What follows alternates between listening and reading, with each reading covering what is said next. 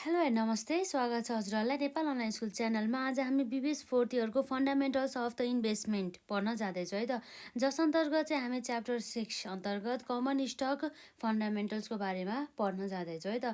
र आज चाहिँ हामी विशेष गरी पार्ट 1मा रहेको छौँ र यस पार्ट 1मा चाहिँ जुन हाम्रो कमन स्टकको चाहिँ जेनरल इन्फर्मेसनहरूको बारेमा चाहिँ हामी पढ्छौँ र साथै हाम्रो चाहिँ जो न्युमेरिकल पोर्सनहरूले यदि भ्यायो भनेदेखि पनि हामी त्यसलाई कभर गर्छौँ है त। र आज चाहिँ हामी विशेष गरी जुन कमन स्टक एनालाइसिसको है त कमन स्टक फन्डामेन्टल्स भनौँ, जसको चाहिँ हामी आज पार्ट 1मा रहेको छौँ। र यसमा चाहिँ विशेष गरी यो हाम्रो कमन स्टक भन्ने बित्तिकै के हो त भन्दा जुन चाहिँ हाम्रो पब्लिकहरूलाई जेनरल पब्लिकहरूलाई इस्यु गरेको सेयरहरू है त। नर्मली यसलाई जुन हाम्रो कमन स्टक अन्तर्गत जस्तै यसलाई भनेको इक्विटी सेयर क्यापिटल पनि भनिन्छ, जुन चाहिँ विशेष गरी चाहिँ प्रिफर स्टक अथवा प्रिफरेन्स सेयर क्यापिटल भन्दा चाहिँ बिल्कुलै नै फरक चाहिँ हुने गरिन्छ। जस्तै जुन हाम्रो कमन स्टक जुन हुन्छ, जसको जुन सेयर होल्डर्सहरूलाई चाहिँ कमन स्टक होल्डर अथवा इक्विटी सेयर होल्डर्स पनि भनिन्छ, उनीहरूको चाहिँ भोटिङ राइट चाहिँ के हुन्छ त, फुल्ली भोटिङ राइट हुन्छ। तर जुन हाम्रो प्रिफर स्टक अथवा जुन हाम्रो त्यसै गरी प्रिफर स्टक मात्रै चाहिँ नभएर है, प्रिफर स्टक मात्रै चाहिँ नभएर जुन हाम्रो अन्य जुन भनौँ न प्रिफरेन्स स्टक प्रिफरेन्स सेयर्स भनौँ, उनीहरूको चाहिँ के हुँदैन भन्दा चाहिँ भोटिङ राइट चाहिँ हुँदैन। र उनीहरूको चाहिँ जस्तै हाम्रो प्रिफर्ड स्टकहरूको जुन प्रिफर स्टक सेयर होल्डर्सहरू भनौँ, उनीहरूकोलाई चाहिँ जुन रिटर्न चाहिँ जुन फिक्स चाहिँ हुने गर्दछ। तर कमन स्टक फन्डामेन्टल्स अन्तर्गत रहेर चाहिँ जुन हाम्रो कमन स्टक होल्डर्सहरूले जुन होल्ड गरेको जुन कमन स्टकमा चाहिँ विशेष गरी फिक्स रूपमा भनौँ न, फिक्स्ड अर्थात् सर्टेन रिटर्न चाहिँ हुन्छ भन्ने कुरा छैन। प्रफिट धेरै भयो भनेदेखि धेरै रिटर्न भयो, र यदि प्रफिट भएन भनेदेखि त्यस्तो अवस्थामा चाहिँ उनीहरूले रिटर्न पनि पाउन पनि सक्दैन। यो चाहिँ अलि हाइली रिस्की पनि रहेको छ है त। र अब हामी हेरौँ विशेष गरी यो जुन हामी यस च्याप्टर 6मा चाहिँ कमन स्टक अर्थात् हाम्रो इक्विटी सेयर क्यापिटलको बारेमा पूर्ण रूपमा हामी कुरा गर्छौँ।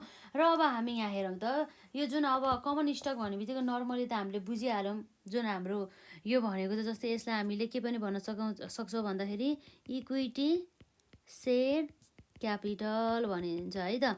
र जसमा चाहिँ हाम्रो यो भन्नु र है त, यो भन्नु र जुन हाम्रो प्रिफर्ड स्टक अथवा जसलाई हामीले प्रिफरेन्स सेयर क्यापिटल पनि भन्छौँ है, जुन प्रिफरेन्स सेयर क्यापिटल भन्छौँ हो, यो जुन कमन स्टक र यो जुन प्रिफर स्टक अथवा प्रिफरेन्स सेयर क्यापिटल चाहिँ बिल्कुलै एउटै होइन। यिनीहरू दुईटा बिच चाहिँ केही भिन्नता अथवा केही के छ त, फरक चाहिँ रहेको छ, डिफ्रेन्स चाहिँ रहेको छ है त। र अब नर्मल्ली यसरी चाहिँ कुनै पनि सेयर होल्डर्सहरू, जस्तै सेयर होल्डर्स भने मतलब जुन हाम्रो कमन स्टक होल्ड गर्ने जुन सेयर होल्डर्सहरू हुन्छ, जसलाई हामीले इक्विटी सेयर होल्डर्स अथवा कमन स्टक सेयर होल्डर्सहरू भन्छौँ। र ती सेयर होल्डर्सहरूले चाहिँ यो जुन स्टकलाई चाहिँ आफ्नो स्वामित्वमा राखिसकेपछि हुनसक्ने फाइदा र बेफाइदाको बारेमा चाहिँ हामी यहाँ कुरा गर्न जाँदैछौँ है त। कहिलेकाहीँ हामीलाई इक्जाममा चाहिँ जुन हाम्रो कमन स्टक ओनरसिपबाट चाहिँ हुनसक्ने जुन एडभान्टेजेस र डिसएडभान्टेजेसको बारेमा चाहिँ लेख भन्न चाहिँ सक्छ, अथवा यसलाई चाहिँ the pros and the cons of the stock ownership पनि भन्न सक्छौँ। अर्थात् त्यो भनेको मतलब हाम्रो फाइदा तथा बेफाइदा, यसरी चाहिँ जुन हाम्रो इक्विटी सेयर क्यापिटल अथवा कमन स्टकहरू होल्डिङ गरिसकेपछि हुनसक्ने फाइदा र बेफाइदाहरूको बारेमा चाहिँ हामी हेर्न सक्छौँ है त। सुरुमा हामी हेरौँ है त, जस्तै एउटा कुरा चाहिँ के नबिर्सिनु होला भन्दा जुन हाम्रो कमन स्टक होल्डर्सहरूसँग चाहिँ फुल भोटिङ राइट चाहिँ हुने गर्दछ है त। तर हाम्रो प्रिफर्ड स्टक होल्डर्सहरूसँग अथवा प्रिफर्ड स्टक अथवा प्रिफरेन्स सेयर क्यापिटलहरूसँग चाहिँ यसरी भोटिङ राइट चाहिँ हुँदैन है त। र अब हामीले यहाँ हेरौँ त, जस अन्तर्गत चाहिँ यहाँ हेर्न सक्छ हामी एडभान्टेजेस अफ स्टक ओनरसिप है त। Advantages of the stock ownership, यसरी चाहिँ कमन स्टकहरूलाई चाहिँ यसरी स्वामित्वमा राख्दा अथवा यसमा चाहिँ लगानी गर्दा चाहिँ कस्ता टाइपको चाहिँ फाइदा हुन्छ भन्दाखेरि, नम्बर 1मा भनेको भोटिङ राइट, जुन हामीले अघिदेखि नै भन्दैछौँ, यसमा चाहिँ भोटिङ राइट हुन्छ अर्थात् फुल भोटिङ राइट हुने गर्दछ। जुन हाम्रो यो कमन स्टक होल्डरहरूको ओनर हुन्छ, जसलाई हामीले कमन स्टक सेयर होल्डर्स पनि भन्न सक्छौँ, जुन कमन स्टकको जुन ओनरहरूसँग चाहिँ जुन हाम्रो हुने जुन कम्पनीको मिटिङहरू हुन्छ नि, एनुअल जेनरल मिटिङहरूमा, विशेष गरी अन्य मिटिङहरूमा पनि उनीहरूको चाहिँ भोटिङ राइट, उनीहरूसँग चाहिँ भोटिङ राइट हुन्छ। अर्थात् उनीहरूले चाहिँ भोट गर्न पाउने चाहिँ अधिकार हुने गर्दछ, जसको कारणले गर्दाखेरि चाहिँ त्यो राइट अर्थात् त्यो भोटिङ राइटको द्वारा चाहिँ उनीहरूले कम्पनीलाई चाहिँ है, त्यो कम्पनीलाई चाहिँ पूर्ण रूपमा चाहिँ कन्ट्रोल गर्न चाहिँ सक्ने हुन्छ है त। र जुन कम्पनीहरूलाई यसरी जुन कन्ट्रोल गर्नको लागि चाहिँ विशेष गरी चाहिँ बोर्ड अफ द डिरेक्टरहरूको थ्रुबाट चाहिँ गरिन्छ, र ती बोर्ड अफ द डिरेक्टरहरूलाई सेलेक्सन गर्ने काम पनि जुन हाम्रो सेयर होल्डर्सहरूले नै गर्ने गरिन्छ है त। र यसरी चाहिँ हेर्दाखेरि जुन हाम्रो एडभान्टेजेस अफ द स्टक ओनरसिपको नम्बर 1मा रहेको छ यसमा हाम्रो भोटिङ राइट है त। भोटिङ राइट चाहिँ रहेको छ। भोटिङ राइट हुन्छ नि त उनीहरूसँग होइन, भोट गर्न पाउने के त्यो कुराहरू भयो। र अब हेरौँ त हाम्रो यसमा के भयो त, भोटिङ राइट भन्ने बित्तिकै जुन हाम्रो कमन स्टक ओनर्सहरूसँग चाहिँ भोट गर्न पाउने अधिकार भयो, जसको कारणले गर्दाखेरि चाहिँ उनीहरूले चाहिँ जुन कम्पनीलाई चाहिँ पूर्ण रूपमा चाहिँ कन्ट्रोल गर्न सक्छ है त। र कम्पनीलाई कन्ट्रोल गर्नको लागि चाहिँ उनीहरूले चाहिँ जुन बोर्ड अफ द डिरेक्टरहरूलाई चाहिँ सेलेक्ट गर्ने गरिन्छ। यो भयो एउटा, र मैले अरू केही पनि लेखिनँ है। र यसपछि अर्को नम्बर 2 भनेको हाम्रो चाहिँ यसमा चाहिँ सब्सटेन्सियल रिटर्न अपर्च्युनिटिज भन्ने कुरा रहेको छ है त।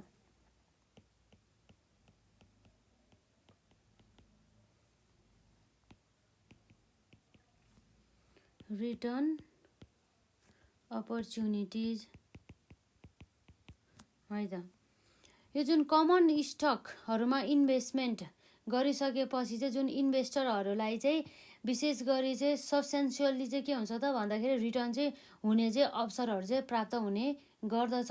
र यसरी चाहिँ भनौँ न थोरै समयमा पनि धेरै रिटर्न पाउन पनि सकिन्छ। यसरी जुन हाम्रो स्टक जस्तै कमन स्टकहरूमा लगानी गरिसकेपछि, जस्तै जुन कम्पनीमा चाहिँ मानौँ हाम्रो 1 लाख बराबरको प्रफिट भयो भनेदेखि त्यसमध्ये चाहिँ अन्य पुरै दायित्वहरूदेखि लिएर सबै जुन सेयर होल्डर्सहरूलाई कमन स्टक बाहेक अन्य सेयर होल्डर्सहरूलाई सबै पेमेन्ट गरिसकेपछि जति पनि एमाउन्ट अफ द मनी बाँकी हुन्छ नि आज नेट प्रफिटको रूपमा, त्यो सबै जाने भनेको कसलाई हो त, हाम्रो जुन कमन सेयर होल्डर्सहरूलाई जाने गर्दछ। जति धेरै प्रफिट त्यति नै धेरै चाहिँ रिटर्न हुने गर्दछ जुन हाम्रो कमन स्टक होल्डर्सहरूलाई है त।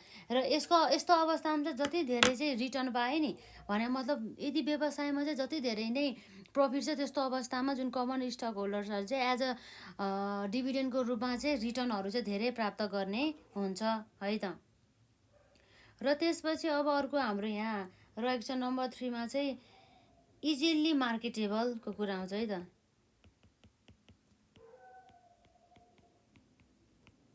इजिली मार्केटेबल भन्ने मतलब चाहिँ विशेष गरी चाहिँ जुन हाम्रो कमन स्टकको जुन मार्केट हुन्छ नि, कमन स्टकको लागि आवश्यक पर्ने जति पनि मार्केट हुन्छ त्यो मार्केट चाहिँ एकदमै एक्टिभ पनि हुन्छ, र एकदमै त्यसमा चाहिँ जुन यस्ता स्टकहरूको लागि चाहिँ स्कोप अथवा अपर्च्युनिटीहरू धेरै रहेको छ। र जुन इन्भेस्टरहरूले चाहिँ सहजै ढङ्गबाट चाहिँ यो जुन कमन स्टकहरूलाई चाहिँ सेकेन्डरी मार्केटद्वारा चाहिँ बाई एन्ड द सेल चाहिँ गर्न सकिन्छ है त।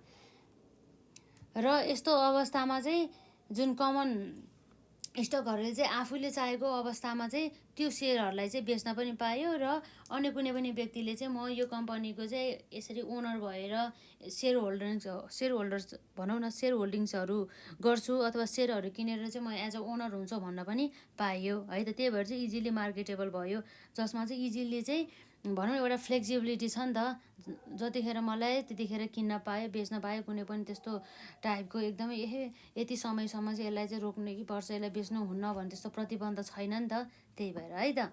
र यसरी नम्बर 3 भयो। र अब यसपछि यसको एडभान्टेजेस अन्तर्गत नम्बर 5मा रहेको छ, यहाँ हामीले हेर्न सक्छौँ है त, एक्सेस टु मार्केट इन्फर्मेसन भन्ने कुरा रह्यो है त। एक्सेस टु मार्केट इन्फर्मेसन, जस्तै market information on the common stock चाहिँ के हुन्छ त हाम्रो इजिली अभाइलेबल हुन्छ। जस्तै हाम्रो चाहिँ जुन यो इक्विटी सेयरहरूको बारेमा चाहिँ अब जस्तै यति पर्सेन्ट यसले डिभिडेन्ड दिँदैछ, यो कम्पनीले चाहिँ यति प्रफिट कमाएछ यो वर्ष, यति चाहिँ यसको पी रेसियो छ, यति चाहिँ यसको चाहिँ लिक्विडिटी रेसियो यति छ भनेर सम्पूर्ण जति पनि हाम्रो फाइनेन्सियलसँग रिलेटेड जति पनि इन्फर्मेसनहरू हुन्छ नि त्यो चाहिँ एकदमै पब्लिकली चाहिँ अभाइलेबल हुन्छ। जस्तै यो जुन इक्विटी सेयर क्यापिटलहरू इस्यु गर्नको लागि चाहिँ विशेष गरी चाहिँ जुन हाम्रो कम्पनीहरूले चाहिँ पब्लिकली चाहिँ इस्यु गर्दाखेरि चाहिँ विभिन्न प्रकारका चाहिँ प्रोसेसहरू अपनाउनु पर्ने हुन्छ। त्यसमध्ये भनेको चाहिँ जुन सेक्युरिटी बोर्ड अफ द नेपाललाई चाहिँ है, security board of the Nepal अथवा जुन हाम्रो नेपाल स्टक एक्सचेन्जलाई चाहिँ प्रत्येक वर्ष चाहिँ त्यो कम्पनीको अडिटेड फाइनेन्सियल स्टेटमेन्ट चाहिँ सबमिट गर्नुपर्ने हुन्छ। जुन टाइम लिमिट चाहिँ एज प्रिस्क्राइब चाहिँ रहेको छ। जुन हाम्रो सबै चाहिँ सेक्युरिटिज एक्ट 2063 र कम्पनीज एक्ट 2063ले चाहिँ विशेष गरी हाम्रो यो यस्ता कम्पनीहरूलाई चाहिँ गभर्न गरिरहेको चाहिँ हुन्छ है त। भने मतलब जस्तै access to the market information भने मतलब मार्केटलाई आवश्यक पर्ने जति पनि जुन फाइनेन्सियल इन्फर्मेसन हुन्छ नि कुनै पनि कम्पनीको, जस्तै लाइक कम्पनीको इपिएसको बारेमा, कम्पनीको पी रेसियोको बारेमा, कम्पनीको लिक्विडिटी रेसियोको बारेमा, कम्पनीको नेट प्रफिट रेसियोको बारेमा, ग्रस प्रफिट रेसियोको बारेमा यदि थाहा पाउनु पऱ्यो भनेदेखि त्यस्तो अवस्थामा चाहिँ जस्तै यस्ता कम्पनीहरूको चाहिँ सम्पूर्ण जानकारीहरू चाहिँ इजिली चाहिँ एक्सेसेबल हुन चाहिँ सकिन्छ है त। तर यदि जस्तै प्रिफरेन्स सेयरहरूको बारेमा अथवा प्रिफर्ड स्टकहरूको बारेमा जुन चाहिँ प्राइभेट कम्पनी पब्लिक कम्पनी नभएर यदि प्राइभेट कम्पनी हो भनेदेखि त्यस्तो अवस्थामा चाहिँ यस्ता जुन मार्केटसँग सम्बन्धित इन्फर्मेसनहरू चाहिँ इजिली चाहिँ अभाइलेबल चाहिँ हुँदैन है त। अब अर्को भनेको चाहिँ हाम्रो यहाँ रहेको छ लोवर इन्भेस्टमेन्ट है त। लोवर इन्भेस्टमेन्ट आउटले भन्ने कुरा रह्यो है त। अर्थात् हाम्रो यसको मतलब के भन्दा चाहिँ जुन हाम्रो कमन स्टक ओनरसिपको लागि चाहिँ थोरै कस्टमा पनि प्राप्त गर्न सकिन्छ। जस्तै नर्मली चाहिँ यो कमन स्टकको पार भ्यालु भनेको चाहिँ विशेष गरी चाहिँ फिक्स प्राइस चाहिँ हुने गर्दछ। लाइक हाम्रो अहिले चाहिँ यसरी नर्मली हेर्दाखेरि चाहिँ विशेष गरी चाहिँ बेसिकल्ली चाहिँ रुपिस एउटा सेयर बराबर चाहिँ 100 रुपियाँ हुने गर्दछ। तर कुनै पनि एउटा भनौँ न बोन्डहरू हुन्छ, बोन्डको जुन कस्ट भन्दा भनौँ न बोन्डको चाहिँ जुन इनिसियल हुन्छ नि सुरुमा जाने जुन क्यास आउटफ्लो अथवा सुरुमा लाग्ने कस्ट चाहिँ के हुन्छ त कमन स्टकको भन्दा बढी हुने गर्दछ। जस्तै हाम्रो कमन स्टकको रुपिस 100 एउटा सेयर बराबर 100 हो भनेदेखि हाम्रो बोन्डमा चाहिँ एउटा बोन्ड बराबर कति हुन्छ त 1000 हुन्छ भने चाहिँ कतिले बढी छ त एक्सेस रुपिस 900ले बढी छ है। त्यही भएर चाहिँ हाम्रो यो चाहिँ अलिक चिपर छ नि त अन्य स्टक भन्दा पनि। यो यसरी चाहिँ विशेष गरी चाहिँ हामीले यहाँ 5वटा चाहिँ advantages of the stock ownership हेऱ्यौँ है त। एडभान्टेजेस अफ स्टक ओनरसिप अन्तर्गत नम्बर 1 भोटिङ राइट, नम्बर 2मा सब्सटेन्सियल रिटर्न अपर्च्युनिटिज र नम्बर 3मा इजिली मार्केट टेबल हुने भयो र नम्बर 4मा accessible to the market information र नम्बर 5मा चाहिँ हाम्रो लोवर है त। यसमा चाहिँ हाम्रो आर छुटेछ है, लोवर इन्भेस्टमेन्ट आउटले है त। लोवर इन्भेस्टमेन्ट आउटले भन्ने कुरा रहेको छ र यसरी चाहिँ भयो। र अब हामी यहाँ हेर्न जाँदैछौँ बेफाइदाहरू अर्थात् हाम्रो disadvantages of the stock ownership. यसरी चाहिँ जुन हाम्रो कमन स्टक यसरी ओनरसिप अर्थात् स्वामित्वमा राखिसकेपछि चाहिँ कस्ता कस्ता बेफाइदा हुन्छ भन्ने कुरा चाहिँ हामी यहाँ हेर्न जाँदैछौँ है त। यो भयो हाम्रो डिसएडभान्टेजेस अफ स्टक है त, of stock ownership. Disadvantages of the stock ownership अन्तर्गत पर्ने भनेको चाहिँ हाई रिस्क हुन्छ अर्थात् हाम्रो हायर रिस्क धेरै मात्रामा चाहिँ के भयो त रिस्क हुन्छ भन्ने कुरा चाहिँ रहेको छ। कसरी हायर रिस्क हुन्छ त भन्दाखेरि हायर रिटर्न भइसकेपछि हायर रिस्क हुन्छ भने मतलब अब कम्पनीमा चाहिँ धेरै प्रफिट भए पो हायर एकदमै धेरै मात्रामा जुन रिटर्न हुनु। तर यदि कम्पनी एकदमै घाटामा छ, कम्पनीले यसको डेब्ट पनि तिर्न पनि सकेको छैन र कम्पनीसँग जस्ट प्रफिट त छ तर उसले कम्पनीको आफ्नो लाइबिलिटी तिर्नको लागि मात्रै, लाइबिलिटी बियर गर्नको लागि मात्रै चाहिँ पुग्छ भनेदेखि त्यस्तो अवस्थामा चाहिँ जुन स्टक जुन हाम्रो कमन स्टक होल्डर्सहरूले त कुनै पनि रिटर्नै पाएन हो। त्यस्तो अवस्थामा चाहिँ अब रिस्की नै भयो नि, जस्ट लगानी त गऱ्यो, लगानी गरे बापत चाहिँ रिटर्न पनि भएन। त्यही भएर चाहिँ एकदम यो चाहिँ एक प्रकारको चाहिँ रिस्की पनि रहेको छ है त। अर्को नम्बर बी भनेको चाहिँ uncertain current income. Uncertain current income चाहिँ रहेको छ।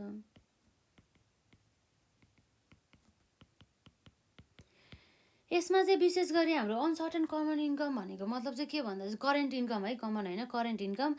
जस्तै हाम्रो अनसर्टेन करेन्ट इन्कम भने मतलब जसमा चाहिँ जुन कमन स्टक होल्डर्सहरूले पाउने जुन रिटर्न हुन्छ नि, उनीहरूले गरेको लगानी बापत पाउने जति पनि उनीहरूको रिटर्न हुन्छ त्यो चाहिँ अब निश्चित अर्थात् फिक्स नभएर चाहिँ के छ त अनिश्चित छ, फिक्स चाहिँ छैन भन्ने कुरा चाहिँ रहेको छ। प्रफिट भयो भनेदेखि रिटर्न पायो, प्रफिट भएन भनेदेखि रिटर्न पाएन, केही पनि पाएन। जस्तै उसले लगानीको गरेको वर्षदेखिबाट चाहिँ कम्पनी पुरै घाटामा गएको गएछ, 10 देखि 20 वर्षदेखिसम्म चाहिँ घाटामै गएको छ भनेदेखि त्यस्तो अवस्थामा यस्तो स्टकमा लगानी गरेर कुनै फाइदाजनक छ त छैन है त। त्यही भएर चाहिँ यसरी जुन प्रिफर स्टक अथवा हाम्रो प्रिफरेन्स स्टक अथवा हाम्रो प्रिफरेन्सियल क्यापिटल अरू हाम्रो बोन्डहरू भयो, डिबेन्चरमा जस्तो चाहिँ जुन फिक्स रिटर्नहरू चाहिँ हुँदैन है त। यसमा चाहिँ के हुन्छ त अनसर्टेन रिटर्न चाहिँ हुन्छ, निश्चितै छैन कि। नाफा छ, नाफा पनि छ, तर त्यो नाफाहरूले चाहिँ सम्पूर्ण कम्पनीको दायित्वहरू बियर गरिसकेपछि मात्र पाउने भयो है त। र यसरी अर्को हाम्रो रहेको छ नम्बर सीमा है त, डिफिकल्ट इन द भ्यालुएसन।